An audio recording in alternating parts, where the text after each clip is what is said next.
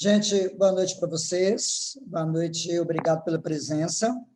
Nós começamos hoje o nosso primeiro Papo Nota 1000, que é um programa que a Salinha Mário Lúcio Nilton está inaugurando, e vamos inaugurar com um tema muito interessante, a imprensa no Estado democrático de direito. A importância, o papel da imprensa e um pouco também sobre o jornalismo. Nós vamos ter dois blocos. O primeiro bloco será com a Alessandra, jornalista, tem uma experiência muito grande em vários meios de comunicação, e no segundo bloco, nós vamos passar o link outra vez, vamos fazer uma apresentação de um histórico da imprensa no Brasil e vamos apresentar no final questões do Enem, de outros vestibulares, inclusive questões abertas para poder treinar um pouco melhor o nosso aluno na redação de temas interessantes e pertinentes vinculados à imprensa e o Estado Democrático de Direito. Tá bom? Então, com vocês, inaugurando o nosso bate-papo Nota 1000, né? O nosso papo Nota 1000, 1000 para a redação, a gente tem aqui a presença ilustre da Alessandra Miser, jornalista.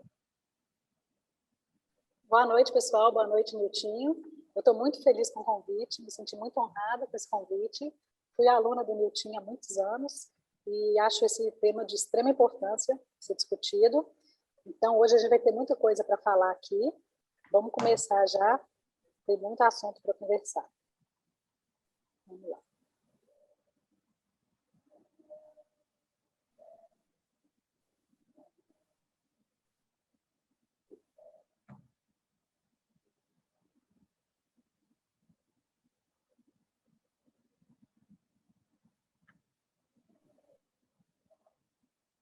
Bom, o papel da imprensa no Estado Democrático de Direito.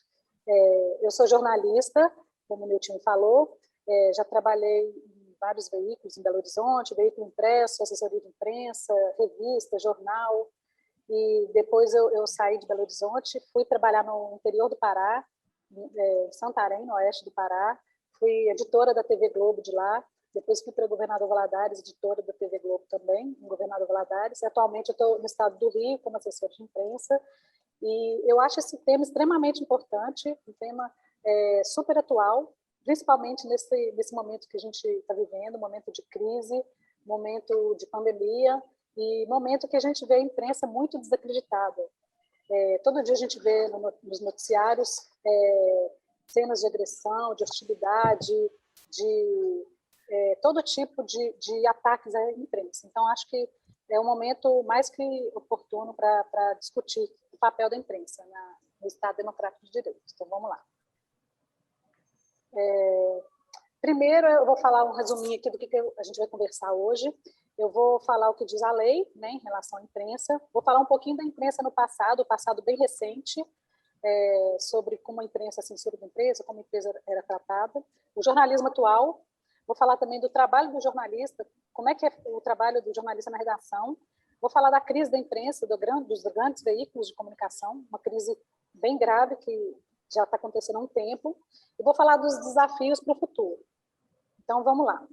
Na nossa Constituição Federal, o 5º artigo clara alguns dados da liberdade de imprensa. Então, a gente vê aí que fala da livre manifestação do pensamento, sendo vedado anonimato, também assegurado o direito de resposta, a livre expressão da atividade intelectual, artística, científica, da comunicação, né, independentemente de censura ou licença, e é assegurado a todos o acesso à informação e resguardado o sigilo da fonte, né, quando necessário, ao exercício profissional, quando necessário ao exercício profissional, ao exercício do jornalista.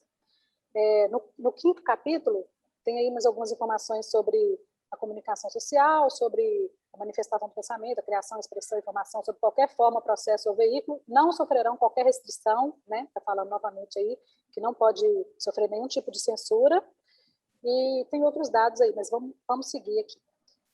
Eu vou falar aqui rapidamente sobre a imprensa. A imprensa viveu um momento sem liberdade no nosso passado recente. Em 2 momentos, tanto no Estado Novo quanto na ditadura militar, tinha uma grande censura aos veículos de comunicação. No caso do Estado Novo, o Departamento de Imprensa e Propaganda, criado pelo Getúlio Vargas, ele servia justamente para para garantir a censura nos veículos, né? Nos veículos de comunicação, na propaganda. Já na ditadura militar de 64, o governo ele tinha muito controle sobre a imprensa e as atividades artísticas, e além dos órgãos de controle da ditadura, também tinha a figura do censor, que era um profissional que ficava dentro das redações, ao lado dos jornalistas, fiscalizando tudo que eles escreviam, detalhe por detalhe. Então, assim, essa é a história, né? E nessa época foi criada a Lei de Imprensa, que é uma lei, foi criada em 67, né, 1967, e ela previa severas punições a jornalistas e meios de comunicação que fossem contra o regime. Então, não podia falar mal do presidente. No caso, a pena para jornalista que falasse mal do presidente da República, do presidente da Câmara dos Deputados, do Senado, ministro do Supremo, a pena aumentava em 1/3 em relação a outros, né, caso o jornalista falasse mal de outras pessoas de poder. Então, vamos lá. E foi nesse cenário de muito controle, de muita censura, que foram criados os jornais alternativos da época. Um dos primeiros foi essa revista aqui, Pif Paf. Ela foi criada por Milor Fernandes, em 64. Depois vieram esse Jornal Opinião, Movimento, e o principal, o mais famoso, é o Pasquim. Ele foi lançado em 69. Ele foi um veículo que começou a falar mais de comportamento, fazia sátira da sociedade da época, mas depois ele foi ganhando algumas características de crítica política também. E é interessante porque o Pasquim ele começou com uma tiragem de 20.000 exemplares. Eles falavam que era muito para a época, mas no auge do Pasquim, que foi no início da década de 70, chegou a 200.000 exemplares. E era mais vendido do que as revistas semanais da época, Veja e Manchete, que eram as revistas mais vendidas. O Pasquim era mais vendido que as revistas tradicionais. A imprensa e o golpe militar. Aqui a gente vai ver alguns veículos que claramente estavam apoiando o golpe militar, 64.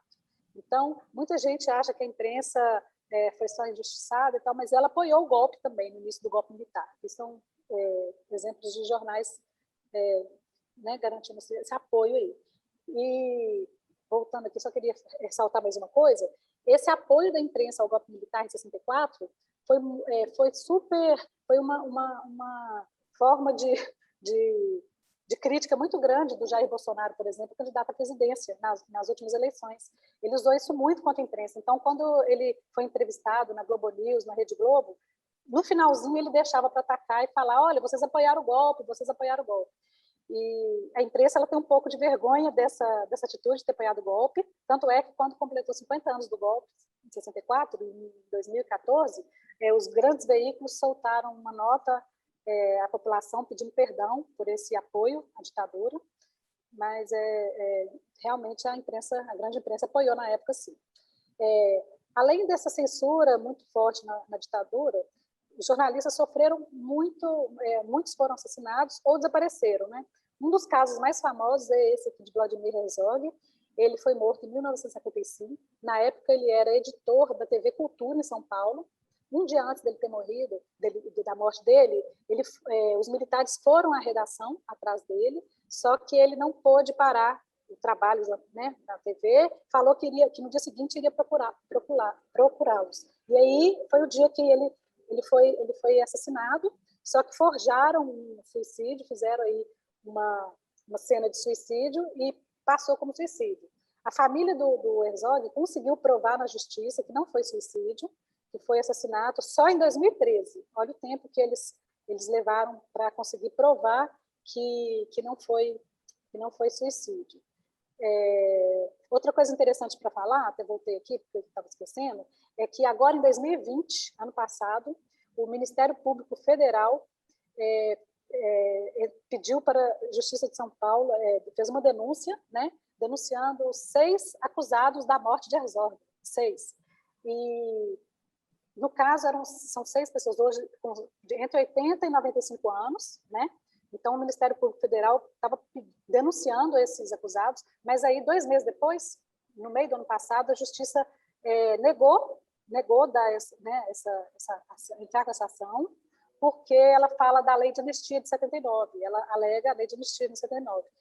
Só que, no caso, o Ministério Público alega que crime contra a humanidade deveria ter prescrição, não deveria ser prescrito com a lei de anistia. No caso do Exódio também, o Ministério Público Federal já tinha tentado essa mesma ação, feita agora em 2020, já tinha tentado na década de 90, não deu certo e, né, ficou por isso mesmo. Vale lembrar que, com o fim da ditadura, em 85, a censura à imprensa foi encerrada, logicamente, né? Acabou a ditadura, acabou a censura. Só que tem uma curiosidade, uma coisa interessante aí. A Lei da Imprensa de 1967, que foi criada, que eu falei agora há pouco, né, que foi criada na ditadura, para controlar a imprensa, ela só foi revogada em 2009. O Supremo alegou que tornou a lei sem efeito, porque como é que não tem lógica uma lei com características da ditadura, com censura, com punição a jornalista, com prisão de jornalista que falasse mal do presidente e tudo mais, tendo validade até 2009. Então, olha que interessante, depois de 20 anos do fim da ditadura, essa lei foi tornada sem efeito.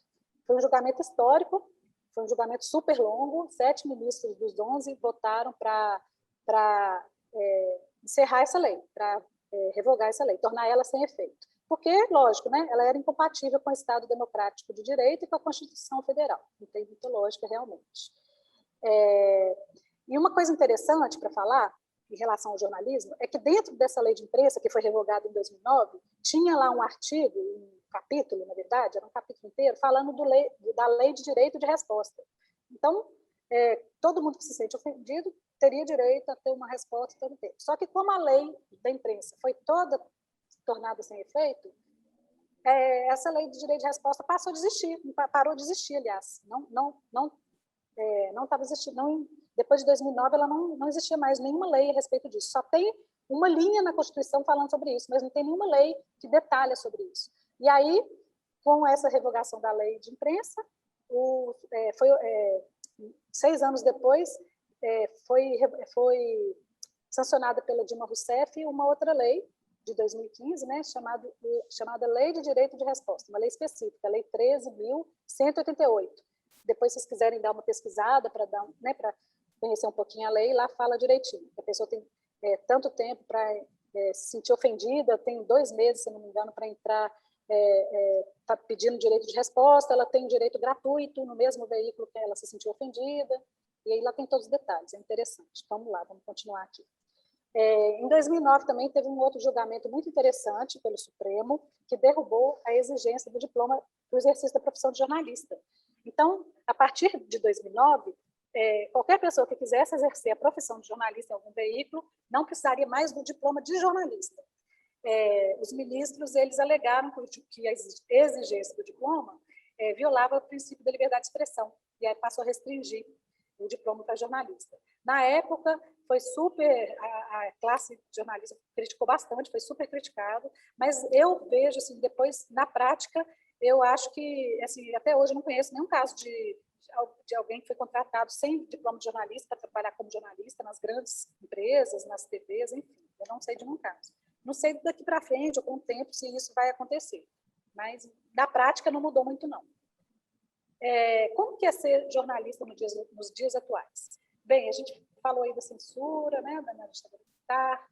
Hoje nós temos liberdade de imprensa prevista na Constituição, mas nunca, desde a redemocratização, eu nunca vi tanto profissional de imprensa ser hostilizado, perseguido, agredido, fisicamente ou verbalmente, virtualmente também. Todo dia a gente vê notícia de repórter de TV agredido na rua, apanhando, de jornalistas sendo xingados nas redes sociais por algum tipo de matéria.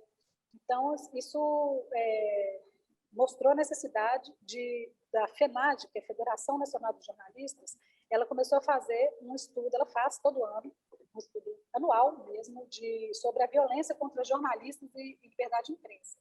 Esse estudo é feito desde a década de 90, e o de 2020 foi divulgado agora em janeiro. Aí eu coloquei aqui alguns dados aqui para vocês. O que a gente vê aqui nesse gráfico? Em 2020, a gente teve 428 denúncias de agressões, de todo tipo de agressão, de assassinato, agressão física, agressão verbal, 428 em 2020. Em 2019 foram 208. Isso aí mostra que praticamente dobrou, mais que dobrou, né? Um aumento de mais de 100%. E a gente vê aí também outros momentos que 2013, a gente teve 189 casos, 2012 foi 81, foi mais que dobrou, ele foi um aumento maior do que esse agora desse ano. No caso de 2013, a gente pode avaliar aí, porque 2013 teve um acontecimento, não sei se vocês se lembram, as passeatas de junho, que as passeatas começaram em algumas capitais com o pretexto de os manifestantes reclamavam do aumento de 20 centavos na passagem de ônibus.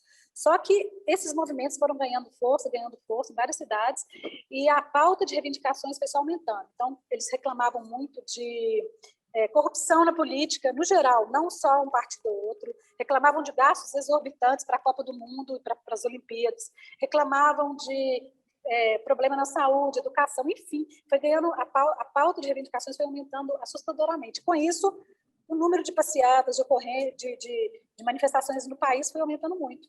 Consequentemente, aumento no caso de violência contra o jornalista. Tá? E 2020 também um aumento muito grande. Vamos ver daqui para frente relacionado a esse aumento. Aqui a gente está vendo quais são os principais agressores, da onde vêm assim, as principais agressões. 40% é do presidente da República, muita agressão verbal, xingando, injuriando, às vezes ele é direto a algum jornalista específico, às vezes ele fala de uma TV específica, de um jornal específico. Vem também dos servidores públicos dirigentes do EBC. EBC é a Empresa Brasileira de Comunicação, uma empresa que tem vários veículos, uma empresa pública de vários veículos de comunicação. Os agressores também são políticos, internautas, populares. Isso a gente consegue perceber que a área política geralmente é um dos principais motivos de agressão, assim, ideais políticos. E uma coisa que eu acho interessante ressaltar é que, desde que o mundo é mundo, onde há poder, há interesse de calar a imprensa. O poder nunca está satisfeito com o trabalho que a imprensa presta, o serviço que a imprensa presta, que é um serviço de divulgação, de denúncia. Então, onde tem poder, sempre vai ter tentativa de calar a imprensa. Não só hoje, não é só no governo Bolsonaro, não é só não tem bandeira. Acho que todos, onde tem poder, tem a tentativa de calar a imprensa. Esse programa aqui, eu quis colocar aqui para vocês, eu achei super interessante, é um programa da ABRAGE, que é a Associação Brasileira de Jornalismo Investigativo. Eles fizeram um programa de apoio à resposta rápida contra o crime contra jornalistas, crimes, assassinatos. Então, no interior do país é muito comum eles matarem jornalistas. O jornalista fez alguma investigação, falou mal de algum poder, de algum político, ou fez investigação sobre o tráfico de droga, eles matam mesmo. Geralmente, cidade interior, cidade pequena, eles sabem onde o jornalista mora, sabem onde trabalha, então é bem comum. Então, eles fizeram esse programa. Primeiro, uma equipe visitou várias cidades onde ocorreram crimes contra jornalistas, fizeram um levantamento bem completo, e agora, a segunda etapa do projeto, que já está em andamento desde 2017, é o seguinte: toda vez que ocorrer um assassinato em alguma cidade, eles mandam uma equipe multidisciplinar para lá, de fora da cidade, né, uma equipe de jornalistas da ABRAGE, para essa equipe fazer a matéria sobre o assassinato daquele repórter. Porque quando o repórter é assassinado, o colega dele, que trabalha no mesmo veículo, ou que trabalha no veículo concorrente, não vai querer fazer matéria sobre o assassinato, ele vai ficar com medo também. Então, a ideia desse programa é essa, é tentar dar uma cobertura ao caso e proteger os profissionais de comunicação de uma certa forma. O nome do programa, Tim Lopes, não sei se vocês já ouviram falar, é um jornalista que morreu em 2002, assassinado, no Rio de Janeiro. Ele estava fazendo uma reportagem para a TV Globo sobre o abuso de menores de idade, tráfico de droga no baile funk, numa favela. Ele desapareceu, ficou muito tempo, uma semana desaparecido, acharam o corpo dele, investigaram e descobriram que ele foi sequestrado, torturado, julgado e executado pelos traficantes do mundo. Por isso, eles quiseram homenagear o Tim Lopes nesse programa aí. Voltando aqui, vamos lá. Agora eu vou falar um pouquinho qual que é a área de atuação dos jornalistas. Então, a pessoa formou em jornalismo ou quer trabalhar como jornalista, onde ela pode atuar? Qual é o campo de trabalho? Bom, ele pode trabalhar num grande veículo de comunicação, né? Numa revista, num jornal, num rádio, televisão, site, portal de notícia, enfim. Ou ele pode trabalhar numa agência de notícias ou agência de assessoria de imprensa, que são como se fossem empresas terceirizadas que fazem o trabalho de comunicação ou de matéria, de reportagem, e vende para outros veículos. Eles podem trabalhar também, o jornalista pode trabalhar também em jornal de bairro, blog, site, rede social, independente, né, desde que tenha um perfil jornalístico. E um outro campo é a assessoria de comunicação de empresa pública ou de empresa privada, mas também de personalidades públicas ou privadas. Vale lembrar que, no caso de personalidades individuais, né, um cantor, um político, hoje em dia, eles mesmos estão usando as redes sociais, o Instagram, o Facebook, para se divulgar. Então, muitas vezes, eles nem contratam jornalistas. Às vezes, sim. Às vezes, sim. Dentro de uma assessoria de comunicação, eu coloquei aqui no outro quadrinho, dentro de uma assessoria de comunicação nessa empresa, geralmente é dividida em 3 setores. Jornalistas, publicitários, relações públicas, né, fazem o trabalho de comunicação, e o jornalista ele faz, geralmente, a comunicação interna, que seria um trabalho com o cliente dele, com os trabalhadores, com os fornecedores, com os terceirizados, ou então ele pode fazer um trabalho de comunicação externa, que é a assessoria de imprensa. Ele é a ponte entre o jornal, entre a empresa. Então, vamos supor, a Vale do Rio Doce, ela tem uma equipe grande de assessoria de imprensa. Aí teve o rompimento da barragem, é o jornalista que vai colocar o engenheiro da Vale ou o diretor da Vale em contato com a imprensa. Ele vai fazer essa ponte. Essa é a função do jornalista dentro das empresas. Vamos lá. Aqui eu coloquei aqui uma ilustração dos principais veículos de comunicação de massa. É o jornal, revista, o rádio, televisão e o site, portal de notícias. Eu vou falar rapidamente, não tem muito tempo, mas eu vou falar rapidamente a característica de cada um aqui. Bom, o jornal impresso, ele pode ser semanal, diário, né? Normalmente diário ou semanal. Ele pode também ser geral, numa cidade ou país, mas ele pode ser setorizado, igual, por exemplo, o Valor Econômico. Ele né, textos e fotos. Geralmente, o texto do jornal é um texto objetivo, direto, mas também tem um setor do jornal de opinião, que geralmente é o editorial, é o opinativo, que é onde o jornalista pode colocar sua opinião a respeito de algum assunto.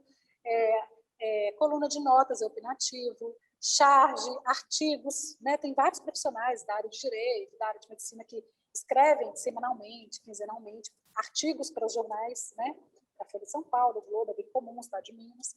Agora, a revista. A revista também é um jornal, é um veículo impresso, né, de texto, porém a revista ela é mais analítica, ela é mais interpretativa, o texto dela é mais profundo. Quando ela vai fazer uma reportagem sobre tal assunto, ela contextualiza mais, ela puxa um pouquinho uma história, ela pega um caso semelhante que já aconteceu, ela aprofunda mais. Ela é mais aprofundada que um jornal. Normalmente, a revista é mais aprofundada. E, geralmente, revista semanal ou então mensal. Mensal, a gente tem revistas setorizadas, revista de arquitetura e decoração, revista rural, revista de carros, revista de moda, ou então revistas de notícias semanais, Veja, Época, Isto É, né? Carta Capital, enfim. O rádio é um veículo muito interessante. É um veículo que ele é um veículo ágil, rápido, dinâmico. O custo dele geralmente é mais barato se comparado aos outros. Ele não tem que imprimir jornal, ele não tem que imprimir revista, ele não tem que distribuir, então ele tem um custo mais barato. O texto dele, o texto que o jornalista faz nele, é um texto mais rápido, direto. Toda hora o repórter de rádio tem que repetir a notícia no início, no meio, no fim, porque às vezes a pessoa que está ouvindo rádio está fazendo alguma coisa, limpando a casa, ouvindo rádio. Então ele é um veículo bem dinâmico. Você pode escutar de qualquer lugar, do carro e tal. Outra coisa interessante é que o rádio vinha de uma crise muito grande desde o aparecimento da televisão. Só que agora ele deu uma retomada, ele deu uma respirada, ele deu uma retomada na sua atividade, no surgimento dos podcasts. Então, a gente vê muito podcast de notícia, tem sido uma experiência muito interessante. A televisão, ela já tem um plus a mais, assim, para o rádio, ela tem a imagem. Ela é uma produção mais cara, porque precisa de uma equipe muito grande, precisa de equipamentos muito caros, mas hoje em dia, com smartphone, a gente consegue fazer reportagem em qualquer lugar. As TVs pequenas, as afiliadas do interior, estão usando muito vídeo repórter. O repórter vai para a rua com celular, e com o celular ele faz a matéria de lá, às vezes nem precisa do cinegrafista. Eu acho isso horrível, porque sobrecarrega o profissional e tira o emprego do cinegrafista, mas é um dinamismo que os smartphones trouxeram aí para a comunicação. A TV também, ela tem uma questão, o texto dela é um texto mais simples, assim como rádio, não é um texto tão aprofundado igual revista, igual jornal, só que ela tem o uso da imagem, então ela é um texto diferente, porque ela não pode repetir o que a imagem está mostrando, ela tem que complementar. E já o site, portal de notícias, é um pouquinho de tudo. Ele é um pouquinho de jornal, um pouquinho de revista, um pouquinho de rádio, de televisão. Ele pode ser colocado áudio, pode ser colocado matérias em vídeo lá, pode ser colocado o texto, pode ser mais curto, direto, e pode ser também um texto mais profundo e analítico. O texto não tem limite de tamanho, pode ser um texto gigantesco, porque não vai fazer diferença, ele não vai ter que imprimir mais jornal para divulgar notícia, ele vai ser só o site, ele não tem gasto de ter uma matéria maior ou menor. Ele é um veículo ilimitado. Eu acho que hoje site, portal de notícia é o futuro aí da comunicação. Vamos lá, vamos seguir aqui. Então, o que é ser jornalista? Quais são as principais características que o jornalista precisa ter para atuar no mercado? A primeira coisa que eu ressaltei aqui, ele tem que ser comprometido com a informação correta, precisa e de interesse social e coletivo. Então, o jornalista ele se pauta pelo interesse público. Esse é o norte do jornalista. O jornalista que está aí no mercado de trabalho, está trabalhando, o guia dele é interesse público. E ele tem que tentar transmitir a informação mais correta possível. Como que ele consegue essa informação de forma mais correta? Entrevistando suas fontes. E a gente até brinca que o jornalismo a gente tem que ouvir os dois lados, mas não só os dois lados, a gente tem que ouvir todos os lados.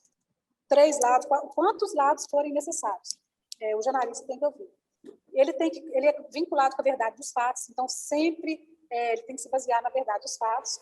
Ele tem que ser crítico às questões sociais, políticas, econômicas, ambientais, legais, enfim. Ele tem que ter um olhar sempre crítico a tudo e sempre desconfiado. Nunca acreditar numa primeira versão, nunca acreditar em uma só fonte. Ele tem que aprofundar o máximo possível para que ele consiga obter a melhor informação possível. Esse é o profissional de comunicação hoje, de jornalismo. Ele tem que ser curioso, ele tem que ler bastante, ele tem que ser ágil, porque geralmente ele não tem tempo para estudar muito tempo antes, então ele tem que sempre estar lendo muito, pesquisando, vendo filmes, séries, conhecendo o mundo, para que no dia que ele receba uma pauta, ele tenha pelo menos um pouquinho de conhecimento ali para escrever sobre aquilo, para falar sobre aquilo. Não é fácil, é uma área muito, muito difícil, mas muito interessante. Essa aí é uma frase muito usada no jornalismo, em qualquer lugar que a gente vai. A imprensa é o quarto poder. O que seria isso? A imprensa ela tem o poder de fiscalizar os outros 3 poderes, o executivo, o legislativo e o judiciário. Poder de fiscalizar e poder de denunciar, sempre pensando no interesse público. Então, quando a gente fala em executivo, legislativo e judiciário, é claro que aí tem interesse público. Então, essa aí é a explicação que a imprensa é o quarto poder. Eu acho essa definição muito interessante, muito usada no meio.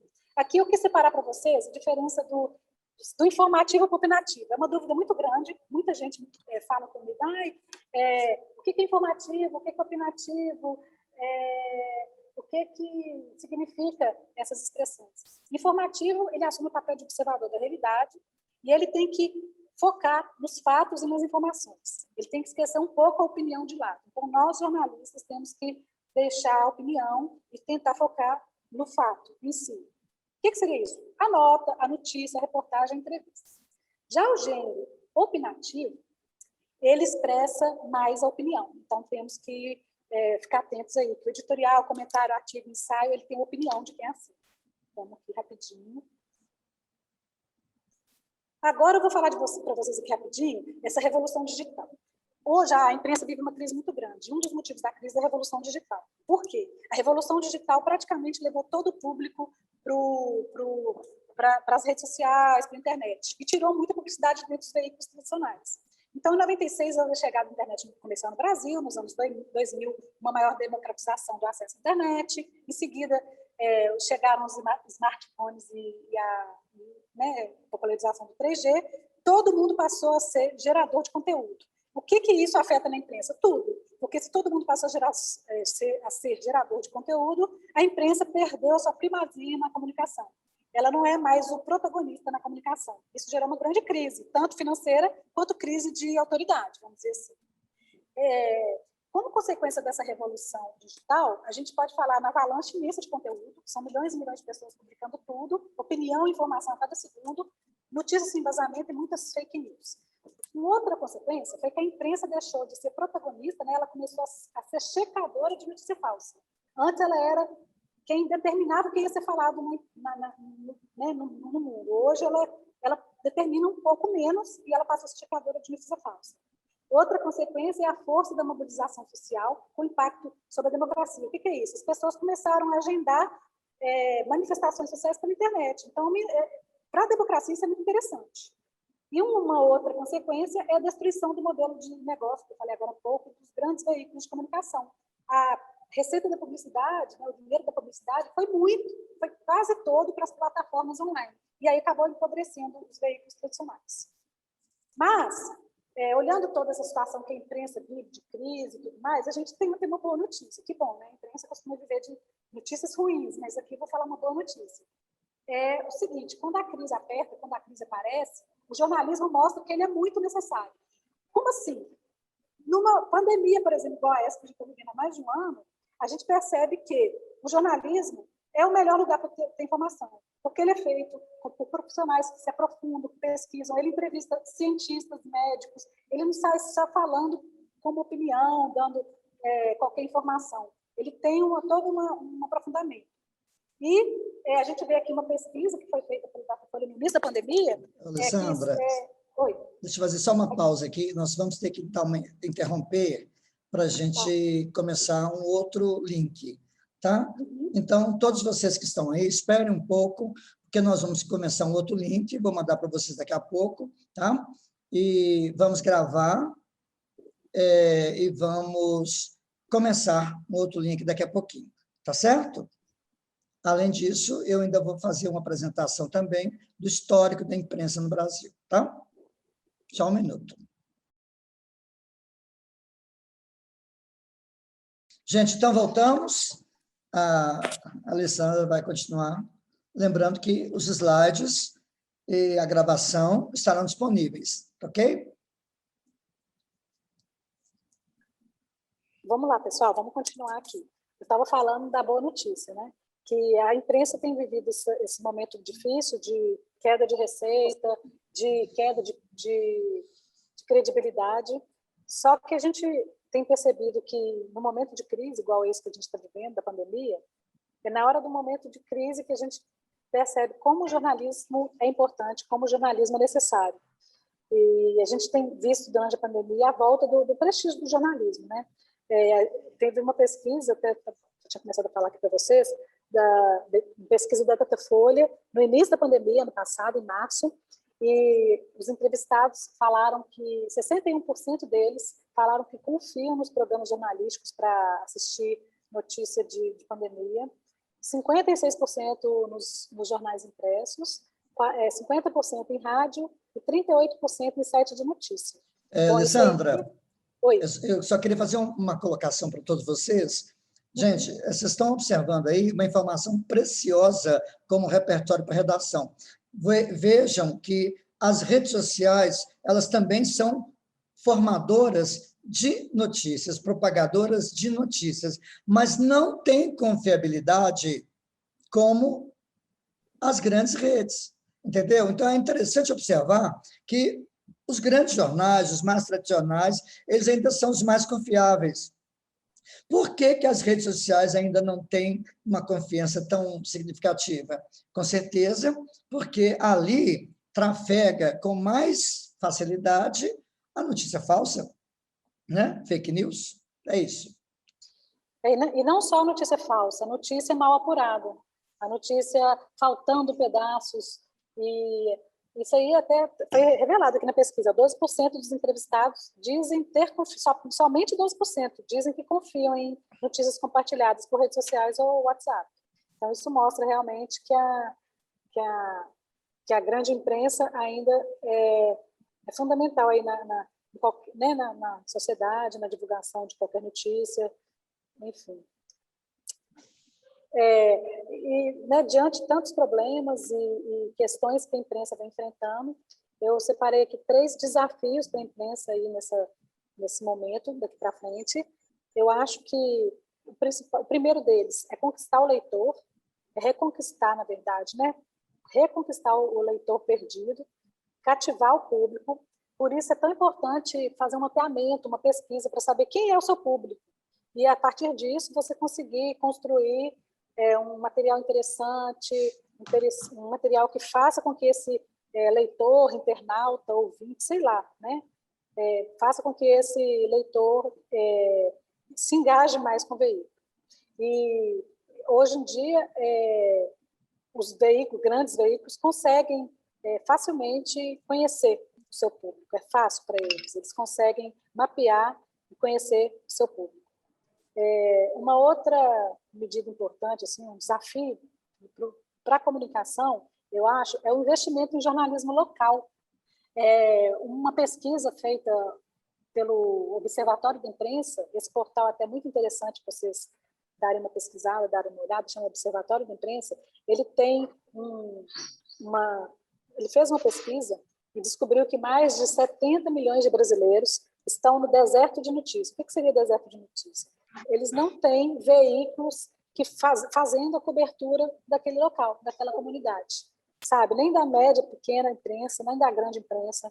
Então, assim, é muita gente, 70 milhões de brasileiros estão fora desse mercado. Então, meu desafio, que eu acho muito interessante para a imprensa, é investir no jornalismo local, seja em comunidades distantes. Eu morei, trabalhei como editora da TV Globo lá em Santarém, no Pará. O estado do Pará é gigantesco e a gente trabalhava só na região oeste, a minha TV era toda da região oeste, e a gente não conseguia cobrir todo o estado. O estado tem as questões ambientais, né, por estar no meio da Amazônia, mas ainda assim as comunidades próximas, ribeirinhas, elas estão desassistidas. E, querendo ou não, é uma questão de cidadania, né? A pessoa ser informado, ter direito à informação. Acho que isso aí é uma questão bem interessante. E o outro que eu falo também é a questão do jornalismo independente. Eu acho que é um desafio muito grande. O que seria isso? Acho que os veículos eles deveriam tentar se desvincular dos anúncios publicitários, assim, da publicidade. Eles tinham que depender cada vez menos do dinheiro vindo da publicidade. Mas como que ele iria fazer isso? Ele iria fazer outro tipo de parceria, ou parceria com fundações, ou parceria com o leitor. É a famosa lógica do Netflix. Você paga um valor ali como assinante, como leitor, e tem aquele conteúdo. E muitos jornais já estão seguindo essa linha. Por exemplo, a Folha de São Paulo, depois dessa exclusão digital, ela teve um aumento no seu número de leitores, o Globo também, o Estadão, tá elas por elas. Os jornais menores, claro, que ela perdeu muito para a internet, então ela perdeu muito assinante de jornal de papel, né?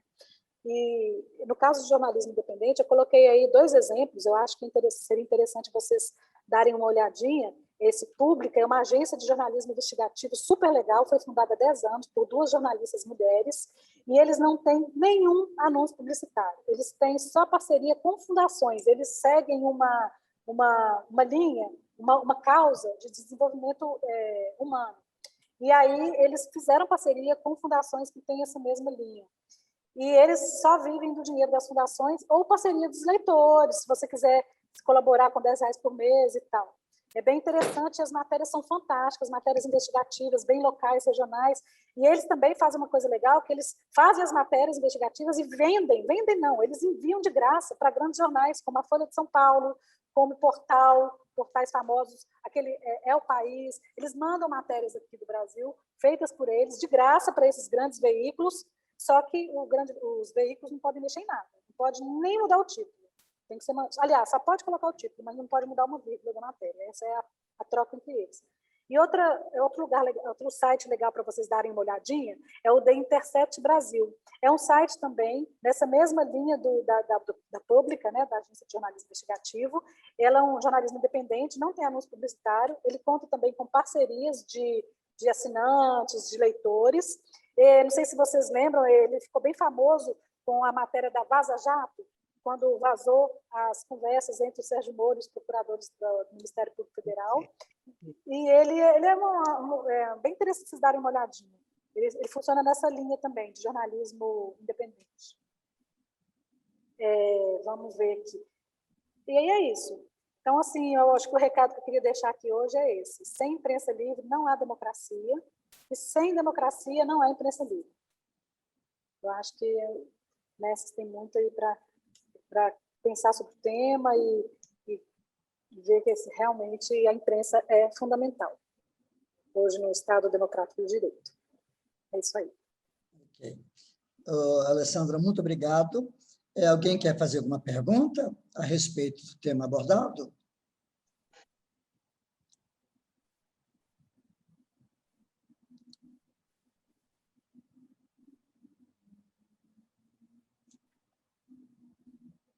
Bom, então é o seguinte, se alguém quiser fazer uma pergunta por escrito, uma coisa mais complexa, pode mandar para mim, que eu mando para a Alessandra, ok? Pode ser. Uhum.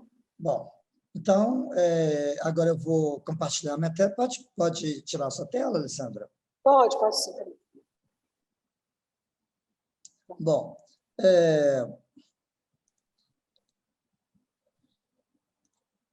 agora eu vou iniciar uma apresentação bem rápida, porque o nosso tempo também é curto, né? Eu vou apresentar para vocês um apanhado da imprensa aqui no Brasil. E tem umas perguntas aqui. Espera aqui, Alessandra. Uhum. Deixa eu ver aqui. Beleza. Então, tá. Tem uma participante que vai mandar uma pergunta pelo WhatsApp para eu passar para você mais tarde. Ótimo, tá, Joia. Uhum, pode mandar, sim. Bom, então vamos lá. A imagem está compartilhada, está tudo ok, né? Muito bem. Então, nós começamos o Papo Nota 1000 é um programa que vai fazer parte do trabalho da Salinha Mário Lúcio e Niltinho durante muito tempo. Esse projeto tem hoje o seu piloto, o seu primeiro momento, e é um momento que eu tenho certeza começou com chave de ouro, foi aberto com chave de ouro com a presença da Alessandra. Eu vou inaugurar aqui com uma frase de um pensador, filósofo francês, chamado de Albert Camus. Ele disse: uma imprensa livre pode, é claro, ser boa ou ruim, mas certamente, sem liberdade, a imprensa sempre será ruim. Lembrem-se, isso é bom para montar uma redação, é bom para o seu repertório. Lembrando também que os conteúdos tratados aqui fazem parte da história, da sociologia, fazem parte da filosofia, da área de linguagens e, claro, da redação, né? Então, lembra disso. Imprensa livre pode ser uma imprensa que é uma merda, uma bosta, pode ser uma imprensa ótima, mas sem liberdade, qualquer imprensa vai ser uma imprensa ruim, vai ser uma imprensa comprometida. Tá ok? Agora, a imprensa, a palavra imprensa vem de imprimir, de uma máquina de imprimir. E a imprensa no mundo ocidental surgiu com Gutenberg, lá no século XV, ele inventou a máquina que tem tipos móveis e que vai imprimir livros, jornais, etc. O primeiro livro impresso foi um livro, todo mundo conhece, a Bíblia. Lembrando que a invenção da imprensa é uma verdadeira revolução, é igual à internet. Tá? De repente, o livro ficou mais barato, mais acessível, mais fácil, né?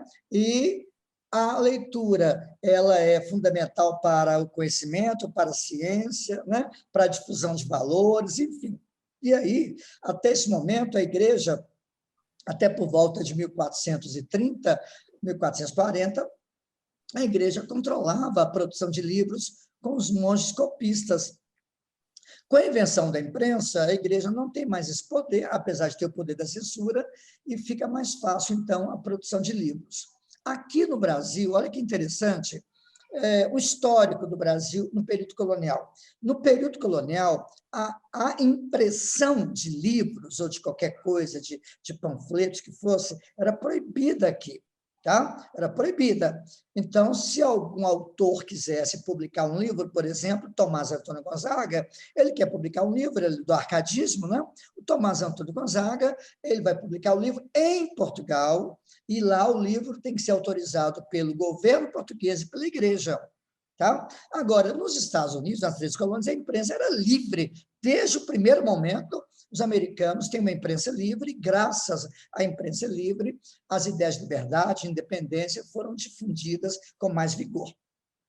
Na Espanha, a imprensa, no sentido de imprimir, né, equipamentos desde o século XVI, para vocês terem uma ideia, na América Espanhola, há uma produção muito grande de livros na própria América Espanhola, no México, no Peru. Entretanto, lembrando que essa produção de livros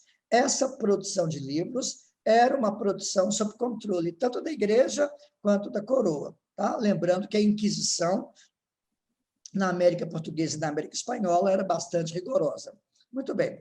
Aqui no Brasil, olha que coisa curiosa, o primeiro jornal brasileiro não era publicado no Brasil, era publicado na Inglaterra. Tá? Começou a ser publicado lá na Inglaterra, em 1808, por Hipólito da Costa.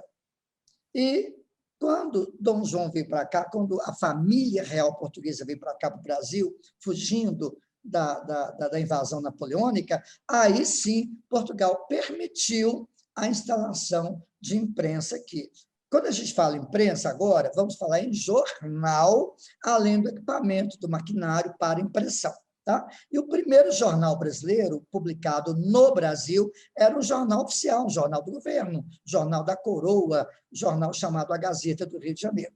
Lembrando que a Gazeta só vai publicar notícias oficiais, notícias, né, do governo, notícias favoráveis ao governo, é claro. Bom, quando o Brasil já estava quase já na independência, começa um processo de flexibilização, né? A censura já não vai existir mais, já bem no finalzinho, já o Brasil quase independente, e aí o Brasil se separa de Portugal, torna-se independente e, curiosidade, apesar da Constituição que Dom Pedro I estabeleceu ter sido autoritária, uma Constituição que deu a ele, imperador, um poder recessivo, né? Um poder moderador, mas a Constituição garantia liberdade de imprensa, viu? E tanto no primeiro reinado quanto no segundo reinado e na regência, ou seja, durante todo o Brasil Império, nós tivemos a liberdade de imprensa.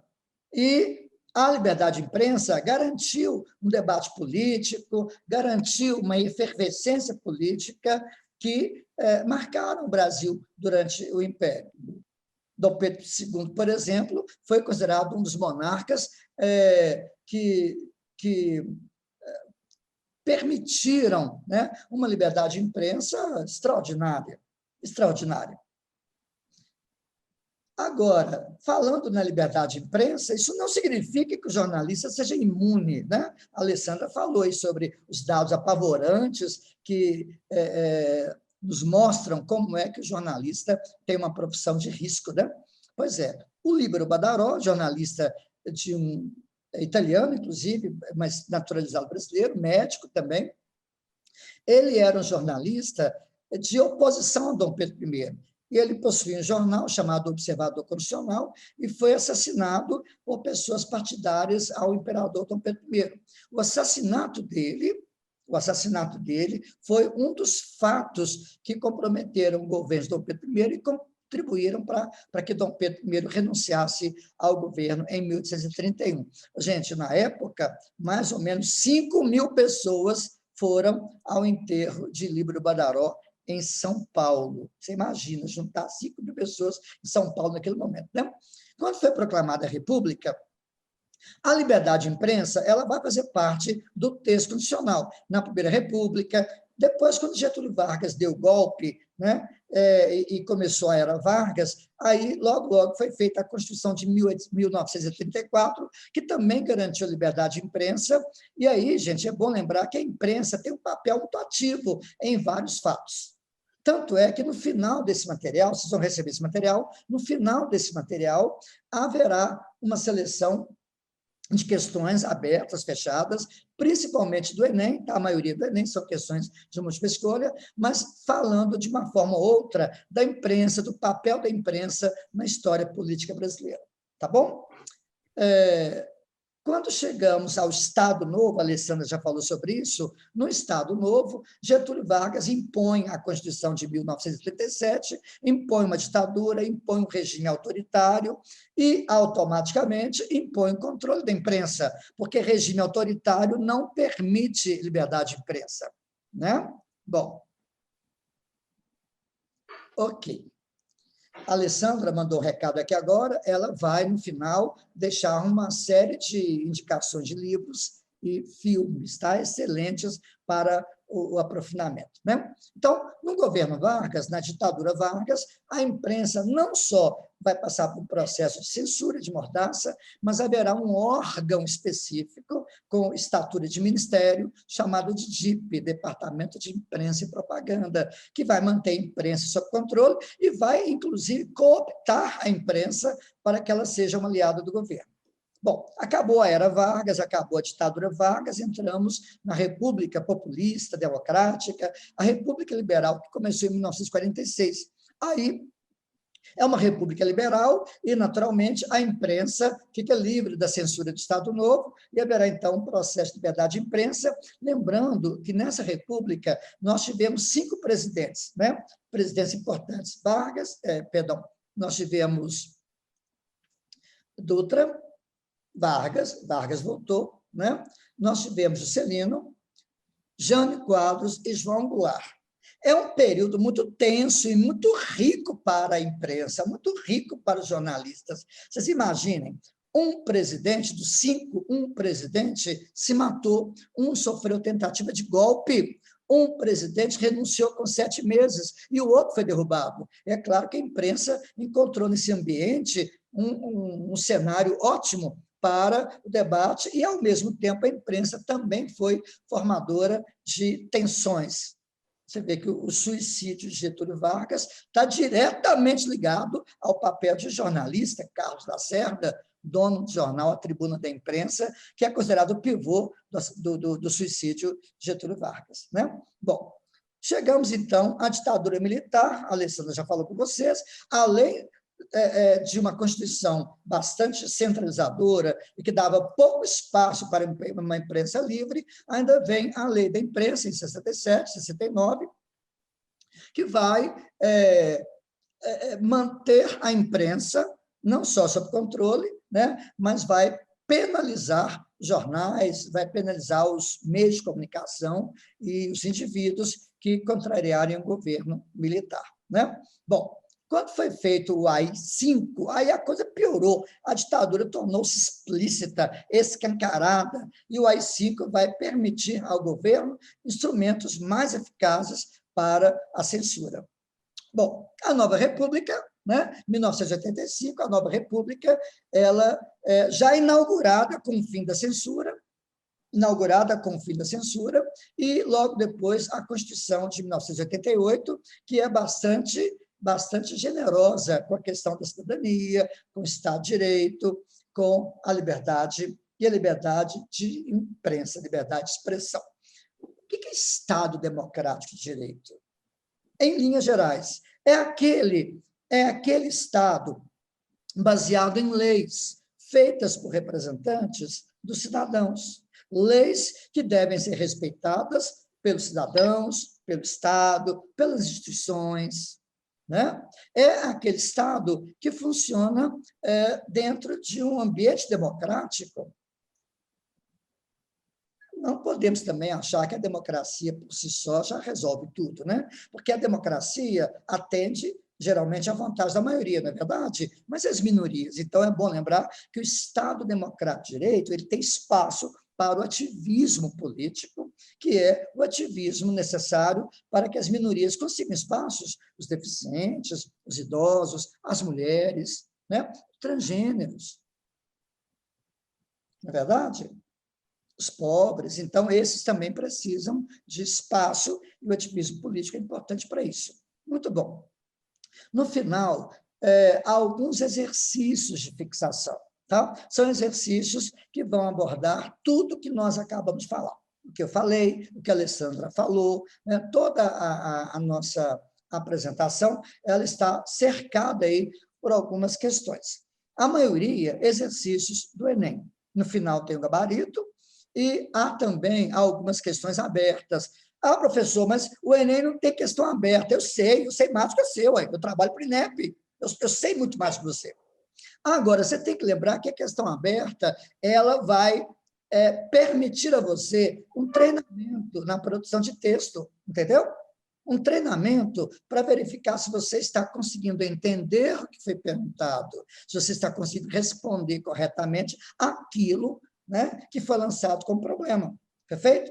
As questões abertas também estão respondidas no final desse material. Perfeito?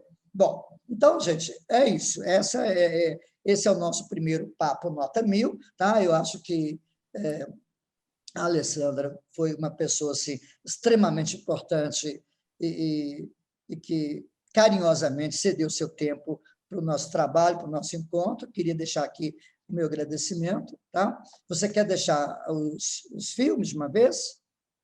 Se quiser, eu posso passar por escrito também. Sim, tá. Tem várias indicações legais sobre esse assunto da imprensa no geral. Eu acho que vale a pena, assim, eu sei que estudante de Enem não tem tempo para estudar outras coisas, mas eu acho que tem alguns aqui que valem a pena. Valem a pena pelo repertório mesmo. Posso passar depois. Tá, nós vamos deixar, então, os filmes e os livros no seu slide, e o seu slide vai ficar disponível para eles. Tá? Tá. O meu também, só para você ter uma ideia, aqui algumas questões, está vendo? Aí, essa questão da FUVEST, sobre aquele jornal, o primeiro jornal brasileiro que nem era publicado no Brasil. Né? Essa questão aqui, por exemplo, é uma questão curiosa sobre como que a imprensa foi importante para estimular a população no segundo reinado a fazer uma revolta contra Dom Pedro, porque houve aumento do preço da passagem do bonde puxado a burro. A revolta do vintém, a revolta da vacina, a imprensa incentivou a população a se rebelar contra a vacinação obrigatória. Povo negacionista, hein? O negacionismo tem história, tem tradição aqui no Brasil. Não, quero vacina, não, quero morrer de varíola.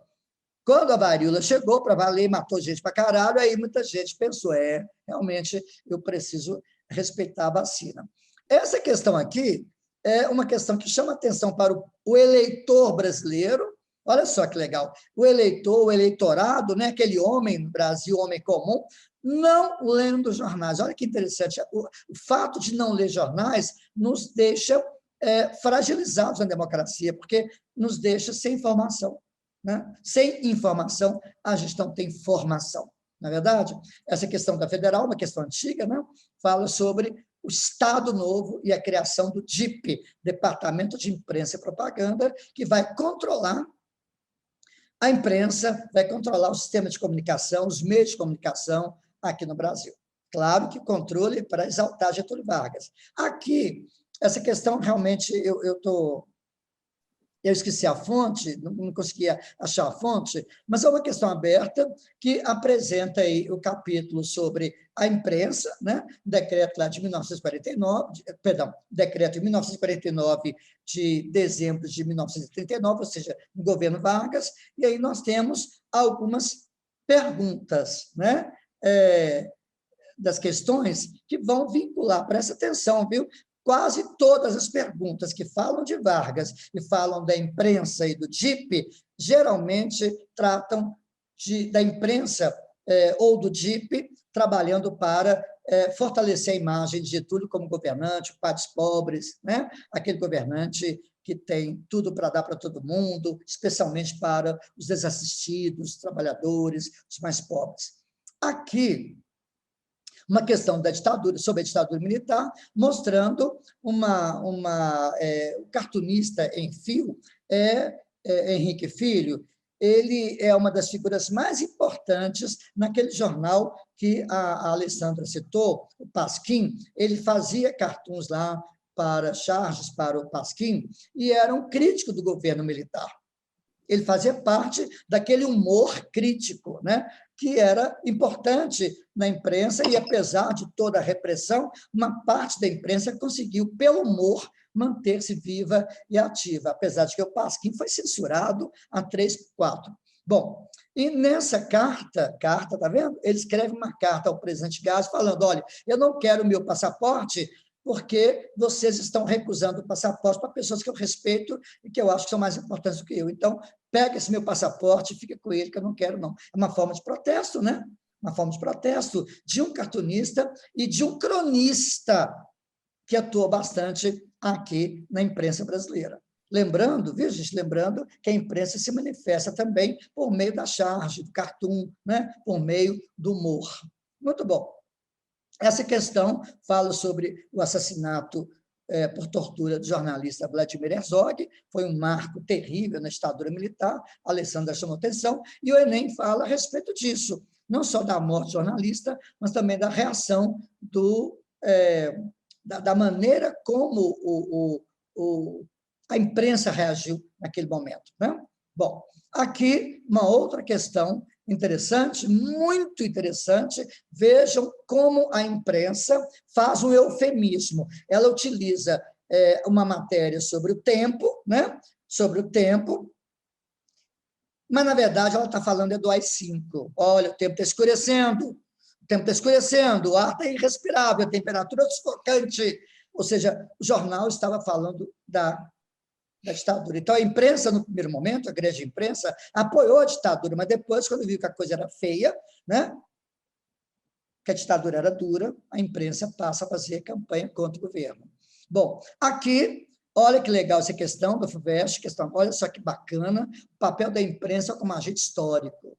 Né? E aí nós temos as duas perguntas, no final eu coloquei para vocês a proposta de redação. Esta outra fala de lei, marco legal. O Brasil, gente, é o Estado... Mais 2, 4. 4, 5, 6. Gente, tem alguém falando aí? 346.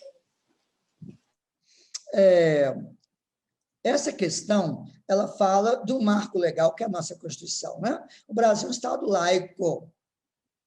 E olha que coisa curiosa, o Brasil é um Estado laico, dentro do Congresso, uma celebração religiosa protestante. Será que pode?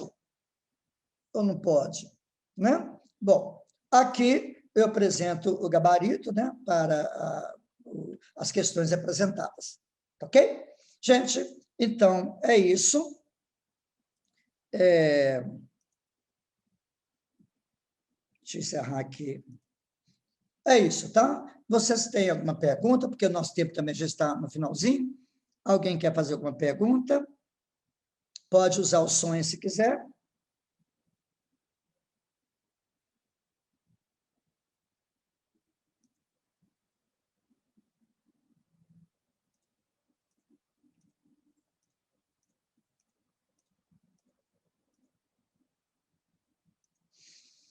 Ok. Então, tá, gente. Então, agradeço a presença de vocês, agradeço a presença, a gentileza, o carinho da Alessandra, que abrilhantou o nosso encontro. Então, tá. Obrigado a vocês, tá? Vocês estão me agradecendo aqui. Obrigado a todo mundo.